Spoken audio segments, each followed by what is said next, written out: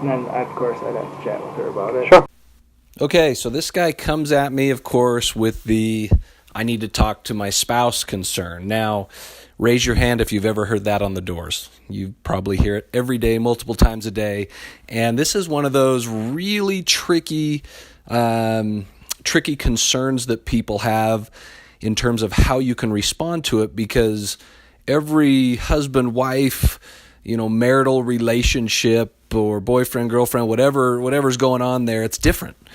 And so there's really not one great answer to anytime you hear this concern. So I'm going to give you a few things to think about in terms of how you can go about and address that concern to see, to see if you're spending the right amount of time with the right person. Now, my mistake on this one, I will fully confess, is that, I went through the whole process with this guy assuming he was the decision maker, and he wasn't, at least the ultimate decision maker. And so, again, if I could do that approach all over again, I would hold off on giving, a thorough explanation of the service, a big value build. I'd hold off on showing him a rate card and pricing.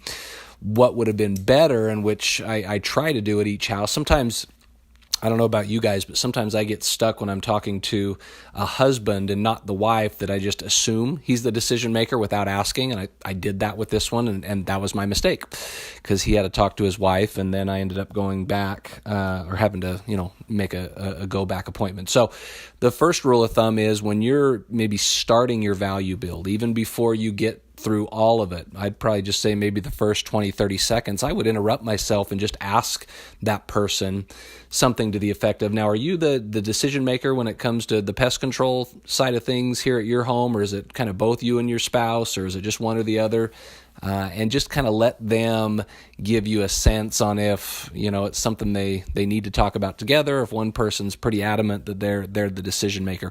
If you do that, you won't run into this concern after you've already spent 5 minutes with the person value building and going through the rate card. That would be ideal. Again, I didn't do that this time, my mistake, but that's ideal. Now, again, you got to find yourself doing that at every home, essentially. So it needs to be something that you put into your regular repertoire of talking to just one spouse. Now, I had indications that he did have a spouse, because he was talking to me earlier about their kids, and he was talking to me earlier about, I think they were pregnant again, and so I knew that he had a spouse. I just failed to ask that question. So once you get the sense of, if you're not talking to the decision maker, then you say something to the effect of, well, hey, just so I don't have to explain this twice, let's bring your spouse out here and I can kind of go through the process with them as well. And, it'll just take me a couple minutes to do it, or some type of a assumption that, hey, yeah, bring your spouse out and let's talk about this together.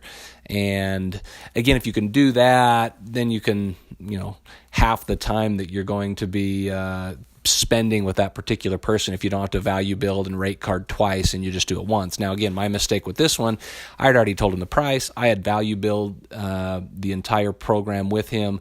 So then it was, I need to talk to my spouse. I'm just going to go tell her everything you just told me, and then you come back. Again, I don't want to leave my sale in the hands of somebody who isn't a good salesman. And no offense to this guy here, but he's probably not as good as me. So I don't want to do that. So that's the first piece of handling the I need to talk with my spouse concern. If you mess up, kind of like I did on this one, and I didn't get in front of that concern, then let's just roll with the tape here, and I'll show you some of the things that I did to try to be as effective as I could in terms of trying to get back after he'd talked with that spouse. Sure, absolutely. In fact, if you'd like, I could answer any questions if you want to kind of explain it a little bit to her and kind of tell her what we're doing with the rest of the neighbors. We've got a couple of appointments. People want us, same thing. In fact, it was Amanda, I think, the second house in. Her husband got home shortly after we were at Bombsey's getting him squared away, and so she said, come back and talk to him. So if you'd like, we could swing back in a little bit, maybe answer any questions she has. Yeah, if you want, I can chat with her and see what she thinks. And, or if I see you guys out here, I can... Okay. I'll be out in the yard for a few minutes here. Okay, perfect. Yeah, no, we'll just swing down there, and we might have one other house on the other side of Bombsey that we we haven't talked to, and like I said, we're just trying to keep it all tight and Yep. in the same group. But yeah, we'll swing right. back. Okay, Ben. Thank you. Yeah. Thank you. Mike, nice to meet you. Nice to All right. meet you. Okay. We'll talk to you in a little bit. Okay. Okay. Thanks. Okay, so as you saw, I didn't make a big deal about coming back. At this point, I'd kind of already shot myself in the foot with revealing the price and the entire scope of service and the value build. So, pretty basic stuff, though. I tried to use it, name drop another customer or another comeback appointment that I had in that neighborhood, just so that he could see that there were other people that I was talking to that were in the same boat, that as I'm trying to fill up these last few spots that evening, that I needed to go back and see as well. One of those things where he was pretty easy one in terms of, I'll either catch you outside or that, people normally will say that and then they won't be outside. Funny enough, this guy actually was, but I'd always just say, you guys can talk about it. You can catch us outside or we'll swing back by before we leave.